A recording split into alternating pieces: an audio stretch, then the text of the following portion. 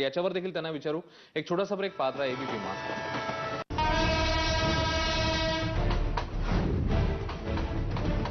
अगं बाई डिसाइड कर ना कोणती घ्यायची आहे ते. सगळ्यात चांगले आहेत, सगळ्याच द्या. काय निघूया. थांबा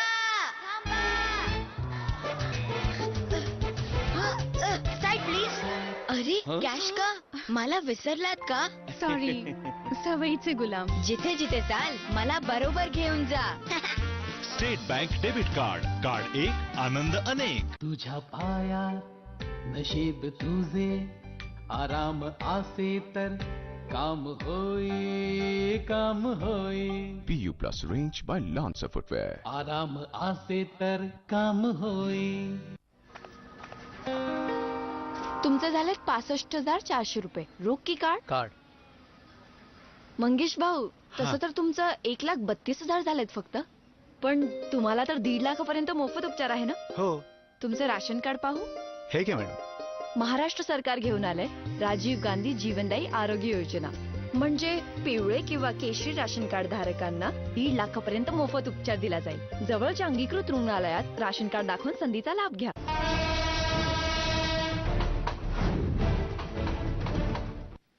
आपण बघताय एबीपी माझा. रेल्वे बजेट 2014चं विश्लेषण आपलं सुरू आहे. आपल्यासोबत आहेत आशिष शेलार, सचिन सावंत आणि अजित अभ्यंकर. आशिष शेलारजी, तुम्ही मगाचा मुद्दा पूर्ण करा आणि मुख्य म्हणजे आता शिवसेनेची तुमच्या मित्रपक्षाची नाराजी आली आहे, त्याच्यावर देखील तुमची कमेंट. मुळामध्ये मी सांगत होतो की कर्जत, कसारा, लोणावळा, पंढरपूर या सगळ्या, औरंगाबाद, चाळीसगाव किंवा मुंबईवरून जनसाधारण ते एसी या नवीन कनेक्टिव्हिटी, विकली, डेली, एक्सप्रेस, बुलेट ट्रेन ह्या कनेक्टिव्हिटी वाढवून मुंबई शहराला कनेक्टिव्हिटीची एक जोड देण्याचं काम हे काही आपण रूल आउट करू शकत नाही. आता राहिला शिवाजीरावांचा जो मुद्दा आहे त्याच्यावर माननीय मंत्री महोदयांनी बजेटमध्ये वारंवार सांगितलं की गेल्या 10 वर्षात रेल्वेची झालेली स्थिती आणि त्यामुळे माझ्याकडे बंडल ऑफ रिक्वेस्ट आहेत. त्या सगळ्या बंडल ऑफ रिक्वेस्ट मान्य करणं हे रेल्वेला कदाचित पॉप्युलरिस्टिक घोषणा देण्याचं सोयीचं पडेल, पण व्यवहार्यतेने अडचणीचं ठरू शकतं. आणि त्यामुळे मला वाटतं म्हणून जास्त मार्क या रेल्वे मंत्र्यांना दिले पाहिजेत की त्यांनी पॉप्युलरिस्टिक घोषणेपेक्षा व्यावहारिक घडणाऱ्या गोष्टींवरचा भरोसा दिला. आणि त्यामुळे एखाद्याच्या भागामधले स्वतःचे प्रोजेक्ट न होणं आणि त्याच्यावर त्या जनप्रतिनिधीची प्रतिक्रिया येणं हे खूप स्वाभाविक आहे. आणि त्यामुळे त्या स्वाभाविकतेनं त्यांची प्रतिक्रिया असली तरी रेल्वे वाचणं, रेल्वेचा कर्मचारी वाचणं, रेल्वेवरचं बर्डन कमी करणं, लोकांच्या सुविधा देणं, सुरक्षांवर भर देणं, आधुनिकतेचा विचार करणं आणि स्वतःच्या खिशातून जर होणार नसेल तर योग्य प्रायव्हेट पार्टनरशिप बंद करणं, विदेशी गुंतवणुकीला आणणं आणि ई गव्हर्नन्सचं मॉडेल करणं, या सगळ्या गोष्टी या 10 वर्षात ज्या सरकारला जमला नाहीत त्या दमदारपूर्वक यांनी मांडल्यात आणि त्यामुळे त्या स्वागतार्ह आहेत. सचिन सावंत, खरंच ते दमदार पावलं. ते म्हणतात की ग्लोरिफाईड पिक्चर पेक्षा वास्तवतेचं भान दिलंय म्हणतात. सेल्फ सर्टिफिकेशन कसं द्यावं हे भाजपच्या लोकांना सांगावं. म्हणजे आम्ही प्रामाणिकपणाने पावलं उचलली. आमची पावलं दमदार आहेत. म्हणजे हे दमदार यांनीच ठरवायचं. प्रामाणिक आमचा उद्देश आहे हा यांनीच ठरवायचं. ते जनतेने ठरवायला पाहिजे. हो, ते अजून व्हायचंय तुमचं. तुम्हाला संधी दिली आहे, काम करा. जे स्वप्न दाखवले ते करा. अजून करायचंय. हे नुसतं आता ही आश्वासन दाखवायचं किती वर्ष खेळणार आहात. पहिल्या सुरुवातीला तुमचा जो काही चाललेला जो काही खेळ आहे हा नुसता युपीएला त्याचे दोष देण्याची. गेल्या 10 वर्षामध्ये मेस झालाय. तो मेस काय झालेला आहे, मेस काय झालेला आहे हे आजपर्यंत तुम्ही सांगू शकत नाही. पहिली गोष्ट अशी की तुमच्याच पंतप्रधान नरेंद्र मोदींचं जे पहिलं भाषण होतं ज्या राष्ट्रपती अभिभाषणावरचं, त्यावेळेला या सरकारनं अतिशय चांगलं काम केलं होतं असं ते स्वतः म्हणाले. त्याचबरोबर 2012-13च्या तुमचा गुजरात सरकारचा आर्थिक सर्वेक्षण अहवालामध्ये देशामध्ये प्रचंड प्रमाणामध्ये जी प्रगती झालेली जगामध्ये त्याचं मूळ जो स्रोत आहे ते भारत देश आहे. हे गुजरात सरकार म्हणजे इन अ वे नरेंद्र मोदींनीच मान्य केलं होतं. आणि आताच्या परिस्थितीमध्ये देखील तुमच्या सदानंद गौडाजींनी सांगितलं की भारताला जो सन्मान मिळाला तो रशिया, चायनाच्या या एकंदर जो एलिट ग्रुप आहे रेल्वेच्या संदर्भामध्ये अतिशय चांगलं कामगिरी करून आम्ही त्याच्यामध्ये गेलेलो आहोत. ते सदानंद गौडा आता म्हणतायत. त्यामुळे अचानकपणे ह्या सगळ्या 12 वर्षामध्ये 0 गोष्टी झाल्या असं म्हणणं मला वाटतं स्वतःला सेल्फ कॉन्ट्राडिक्टरी आहे. दुसरी गोष्ट मला मुंबई महाराष्ट्रावर सचिन सावंत तुम्हाला विचारायचं काय नेमकं आलंय. गेले जवळपास 8 ते 10 प्रोजेक्ट जे असे आहेत त्याच्यामध्ये महाराष्ट्र सरकारनं 50% स्वतःचा हिस्सा देण्याची तयारी दर्शवलेली आहे. सातत्यानं त्याच्या संदर्भामध्ये म्हणजे माननीय मुख्यमंत्र्यांनी हे स्वतः पत्र दाखवून त्या ठिकाणी मांडलं. त्याच्या अगोदरी प्रस्ताव रेल्वे मंत्रालयाशी विविध चर्चांमध्ये झालेला आहे. त्याच्या संदर्भामध्ये कोणत्या ज्या आज शिवाजीराव जे म्हणता आहेत खऱ्या अर्थानं आज काँग्रेस गव्हर्नमेंटच्या तर्फे आम्ही आज काँग्रेस पक्षाच्या वतीनं आम्ही नाराजीच व्यक्त करत आहोत की महाराष्ट्राच्या तोंडाला ही पानं पुसलेली आहेत. कारण आता ज्या तऱ्हेनं सदानंद गौडा म्हणाले की राज्यांची पार्टनरशिप वाढली पाहिजे, राज्यांशी समन्वय साधला गेला पाहिजे. राज्य ज्या वेळेला महाराष्ट्रासारखं राज्य महाराष्ट्राच्या हिताचे जे काही प्रोजेक्ट घेऊन समोर जात आहे त्याच्यात 50% भागीदारी देत आहे. म्हणजे रेल्वेच्या स्वतःच्या खिशातलं पूर्ण त्याच्यावरती भार न देता महाराष्ट्र सरकार आपलं देत असेल त्या ठिकाणी ही भूमिका अत्यंत निगेटिव्हिटीची घेणं. सचिनजी, मी तुम्हाला थोडंसं थांबवतो. या बजेट नंतर आता पंतप्रधान नरेंद्र मोदी त्या ठिकाणी बोलतात. आपण ते ऐकूया आणि तुमच्याकडे येऊया. टुकड़ों में सोचा जाता था, पहली बार समग्रतया भारत के विकास को ध्यान में रख करके रेलवे बजट में बल दिया गया है. 21वीं सदी का भारत, इसकी नींव इस आधुनिक रेल बजट में दिखाई देती है. विज्ञान और टेक्नोलॉजी का भरपूर उपयोग आने वाले दिनों में हो. रेलवे जैसा तंत्र एडहॉक ग्रुप से नहीं चल सकता. हर प्रकार के निर्णय प्रक्रिया के लिए, नए विजन के लिए, नए इनिशिएटिव के लिए इंस्टीट्यूशनल मैकेनिज्म होना बहुत जरूरी होता है. रेलवे का ये बजट इंस्टीट्यूशनल मैकेनिज्म को बल देता है. चारों तरफ भ्रष्टाचार के खिलाफ सामान्य मानवीय का रोष है. यह बजट ट्रांसपेरेंसी को बल देता है, इंटीग्रिटी को बल देता है. रेल का विस्तार भी हो, रेल का विकास भी हो, यात्रियों की संख्या भी बढ़े, यात्रियों की सुरक्षा भी बढ़े. रेलवे सिर्फ यातायात का साधन नहीं है. रेलवे भारत की विकास यात्रा का ग्रोथ इंजन है. इस बार का रेलवे बजट इस बात को सिद्ध करेगा कि देश के विकास में रेलवे एक अहम भूमिका निभाता है. आजादी के बाद अगर रेलवे पर हमने बल दिया होता तो आज विकास की नई ऊंचाइयों को पाने में रेलवे सहायक होता. देर आए दुरुस्त आए, हमने 2014 से विकास की इस गति को, विकास की इस ऊंचाई को आरंभ किया है. मुझे विश्वास है कि रेल यात्रा में सफर करने वाले यात्रियों को सुखद अनुभव होगा और देश के विकास से जुड़े हुए लोगों के लिए ये विकास का विश्वास देगा. भारत में रेलवे विकास के कुछ नए आयामों को भी बल दिया गया है. 125 करोड़ का देश यात्रियों का देश है. भिन्न भिन्न संप्रदाय यात्रा करने के आदी हैं. उनके लिए विशिष्ट व्यवस्थाओं की जरूरत को रेलवे पूरा करने जा रहा है. वैश्विक इकोनॉमी का ये युग है और ग्लोबलाइजेशन का जब एरा है तब हमारे पोर्ट सेक्टर को रेल कनेक्टिविटी की बहुत जरूरत है. विश्व व्यापार के लिए ये जो इनिशिएटिव लिए गए हैं वो भारत की आर्थिक संप्रभुता के लिए एक बहुत बड़ी ताकत बनेंगे, ऐसा मेरा विश्वास है. ये रेल बजट इंटरिम बजट आने के बाद का बजट है.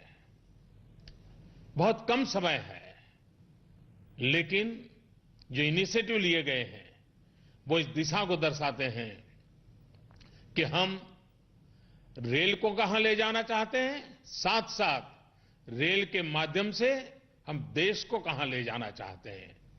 न सिर्फ रेल को कहां पहुंचाना ये हमारा मकसद नहीं है, रेल के माध्यम से देश को किस ऊंचाइयों पर पहुंचाना ये भी हमारा मकसद है और ये सरकार का ये सपना पूरा होगा।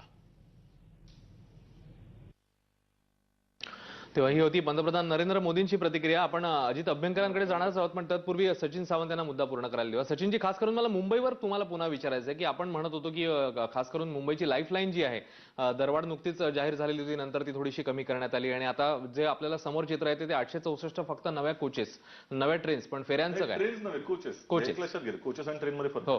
पहिली गोष्ट अशी की त्या ठिकाणी सातत्यानं जर तुम्ही पाहायला गेलात तर ती वैचारिक दिवाळखोरी दिसते.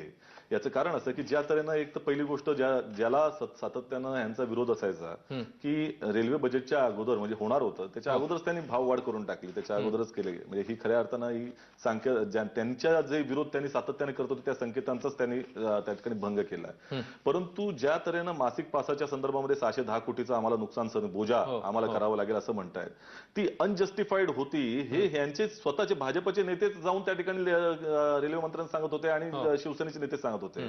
आताची परिस्थितीमध्ये शिवसेनेचाच याला विरोध आहे. याचं कारण असं की ह्या संदर्भामध्ये खऱ्या अर्थानं चुका झालेल्या आहेत किंवा त्या ठिकाणी अन्याय झालेला आहे. हे हिंचं राज्याचं युनिट आता या संदर्भामध्ये बोलत असतील तर शिवसेना आणि त्याच्या अगोदर म्हणत असतील तर भाजपचे नेते आणि हे देखील मान्य करत होते. त्यामुळे त्या स्वतःच्या त्यांच्या पक्षाच्या चुका आहेत हे त्यांनी मान्य केलेलं आहे. ही पहिली गोष्ट. दुसरी गोष्ट अशी की या वल्गना ज्या तऱ्हेनं सातत्याने आम्ही काही करायचा प्रयत्न करतो, या बजेटमध्ये कुठेही कसलीही योजना त्या ठिकाणी दिसत नाही. आम्ही फिस्कल मॅनेजमेंट करणार, कशा तऱ्हेने काटकसर करणार, त्यासाठी काय अभिनव योजना करणार किंवा रिव्हेन्यू कशा तऱ्हेने आम्ही वाढवण्यासाठी वेगळं काय करणार. फक्त आमचं पाऊल दमदार आहे एवढंच सांगायचं. आता दमदार म्हणजे ते दमदार कशा तऱ्हेनं अभिप्रेत आहे तुम्हाला सांगणं, त्याची काही व्याख्या असते की नाही. त्यामुळे काहीही योजना नाहीत कुठल्याही तऱ्हेचं. पूर्वीचं छापील भाषण जर तुम्ही पाहिलं पवन कुमार बन्सलांचं, मल्लिकार्जुन खरगेंचं, तेच वाक्य सगळे दिसत आहेत. कुठल्याही तऱ्हेचं एकंदर नवीन योजना आणि बुलेट ट्रेनच्या संदर्भामध्ये पवन कुमार बन्सलाच्या भाषणामध्ये देखील उल्लेख दिसतो आणि त्याचबरोबर कारण त्याचे सर्वेक्षण सगळे झाले वेगवेगळ्या स्तरावरती झालेले आहे. ही आता पूर्ण झाल्यानंतर आता तुम्ही करतात. त्यामुळे आता काही वेगळ्या तऱ्हेने करताय. आज नॉर्थ ईस्टच्या संदर्भामध्ये तुम्ही सांगितलं, नॉर्थ ईस्टच्या संदर्भामध्ये जो प्लान्ड ऍक्टिव्हिटी आहे ती ऑलरेडी डिफाईन्ड ऍक्टिव्हिटी आहे. आणि ज्या काश्मीरच्या रेल्वेच्या संदर्भामध्ये जाऊन त्यांनी आता उद्घाटन केलं, जो राष्ट्राला समर्पित केला जो प्रोजेक्ट आहे तो युपीएचे देण्यात आले. त्यामुळे त्याचं अभिनंदन करण्याचं देखील त्या ठिकाणी मला असं वाटतं की जे एक मोठेपणा असतो, सौजन्य असतं, तेही त्यांना दाखवता आलं नाही. आपण हाच मुद्दा घेऊन जाऊया अभ्यंकरांकडे. अभ्यंकरजी हे म्हणतात की आमचं श्रेय ते लाटण्याचा प्रयत्न करतात, अभिनंदनही करत नाहीत. आणि जे चित्र खरं म्हणजे आशिष शेलार जसं सांगतात की दमदार पावले, खरंच हा दम दिसतोय या पावलामध्ये तुम्हाला?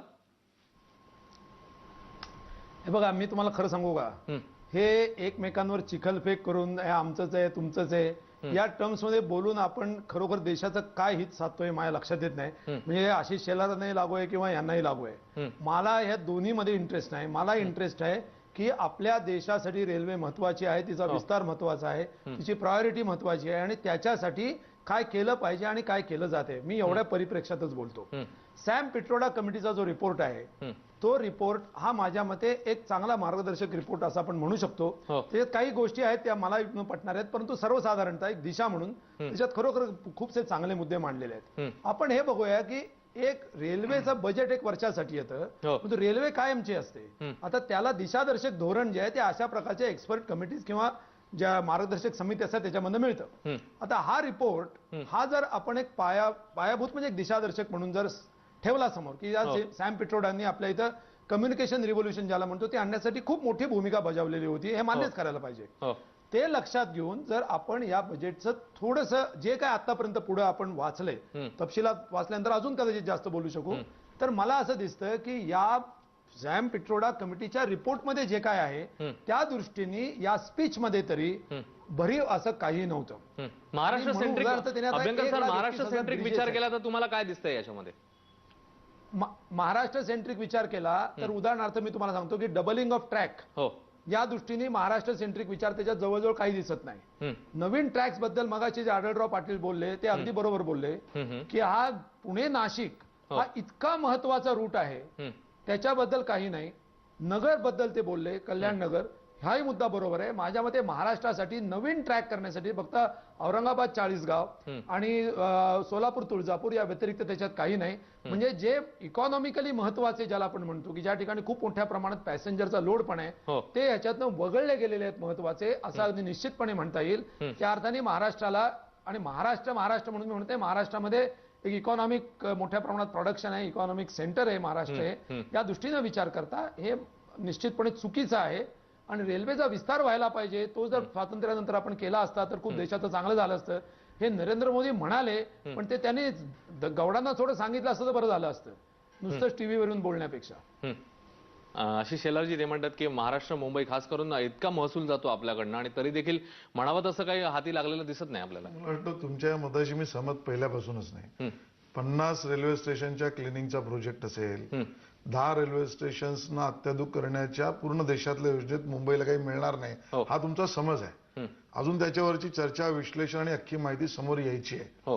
आणि त्यामुळे त्यात क्लिनलीनेससाठी दिलेल्या, हायजेनिकसाठी केलेल्या घोषणा, स्वच्छतेच्या असलेल्या सेफ्टीसाठी 4000 ज्या नवीन महिलांची तुकडी, त्यामध्ये 40,000 करोडचा सिक्युरिटीचा प्लॅन, ह्या सगळ्यात मुंबई महाराष्ट्राला काही मिळणार नाही हा तुमचा समज आहे. मला असं वाटतं की तो गैरसमज दूर केला पाहिजे. आणि त्यामुळे त्यातल्या बऱ्याचशा गोष्टी मुंबई महाराष्ट्राला मिळणारच आहेत. कनेक्टिव्हिटी हा महत्वाचा मुद्दा ठेवला, बिझनेस डेव्हलपमेंट हा महत्वाचा मुद्दा ठेवला, पोर्ट कनेक्टिव्हिटी हा महत्वाचा मुद्दा ठेवला. मगाशी उल्लेख ज्यांनी केला युपीएच्या काळातल्या बॉम्बे पोर्ट ट्रस्टला मी स्वतः व्हिजिट केली.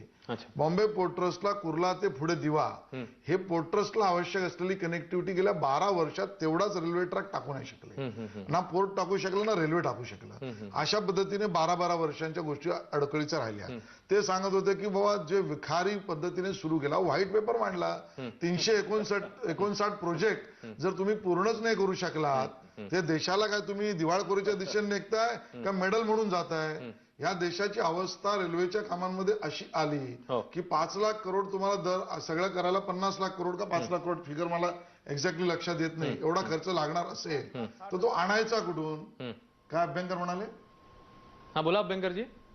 5,60,000 करोड सॅम पेट्रोडा कमिटीच्या 5,60,000 करोड 5,60,000 करोडची फिगर एवढी आवश्यकता आहे. आणि जो एक्सपर्टचा रिपोर्ट आहे तोच मांडला, पण त्या एक्सपर्टच्या रिपोर्टवर युपीए सरकारने काम केलं नाही हे जर म्हणलं तर तुम्हाला लागेल, पण जनतेला कळणं आवश्यक आहे ना. आणि म्हणून तर तुम्हाला शिक्षा दिली आहे. मुद्दा त्यामधला असा, आणि तुम्ही सांगताय की प्रवासांवर बोजा नाही ठरला. फ्रेट प्राइस ज्यावेळेला वाढवले, मेन कन्झ्युमर रेल्वेचे फ्रेटचे कोण आहेत?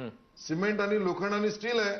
त्यांची वाढ झाल्यामुळे जनतेवर महागाई आलीच होती. तुम्ही पॅसेंजरवर न वाढवून केलेल्या गोष्टींचं जे स्वतःची पाठ थोपटवताय त्याचे दुष्परिणाम हा चर्चेचा वेगळा मुद्दा आहे. माझं म्हणणं यामध्ये असं आहे की कनेक्टिव्हिटी वाढवली, स्वच्छतेवर भर दिला, सिक्युरिटीची तुकडी वाढवली, ई गव्हर्नन्सचा उल्लेख केला, सीसीटीव्हीच्या योजना मांडली. ह्या सगळ्या गोष्टीत मुंबई महाराष्ट्र आलाच, आणि त्यामुळे त्याला रूल आउट करून बघणं हे मला वाटतं थोडं अन्यायकारक होईल. म्हणजे भारंभार घोषणा न करता इम्प्लिमेंटेशनवर भर दिला असं म्हणायचं तुम्हाला? संबंध घोषणा इम्प्लिमेंटेशनच्या इम्प्लिमेंटेशन हा महत्वाचा. सचिन सावंत मगाशी रेल्वे मंत्री. हा अभ्यंकरजी एक मिनिट, मी येतो. अभ्यंकरजी मी येतो तुमच्याकडे. ओके, मी येतो तुमच्याकडे. सचिन सावंतजी, मगाशी रेल्वे मंत्र्यांनी बजेट मांडताना देखील काही महत्वाचे मुद्दे मांडले. त्याच्यामध्ये देखील ते असं म्हणाले की भारंभार घोषणा झालेल्या होत्या, म्हणजे त्यांनी काही फिगर्स देखील मांडले की गेल्या जवळजवळ 10 वर्षामध्ये एकच प्रोजेक्ट पूर्ण झाला जे तुम्ही घोषित केलेले होते. अनेक घोषणांचा पाऊस पडलेला होता, प्रत्यक्षात मात्र इम्प्लिमेंटेशन झालं नाही, फक्त घोषणांचा पाऊस झाला. त्याबद्दल काय म्हणा? एक लक्षात घेतलं पाहिजे. आता ह्या ज्या तऱ्हेने एकंदर चित्र दाखवण्याचा प्रयत्न चाललाय, कुठलेही प्रोजेक्ट ही काही एका वर्षामध्ये आज या अर्थसंकल्पामध्ये मांडले आणि पुढच्या अर्थसंकल्पामध्ये तो पूर्ण झाला असं होत नसतं. कारण त्याच्यामध्ये एक टाइम पिरियड असतो की 5-5 वर्ष त्या ठिकाणी प्रोजेक्ट चालत असतात. मॅसिव्ह स्केलमध्ये रेल्वे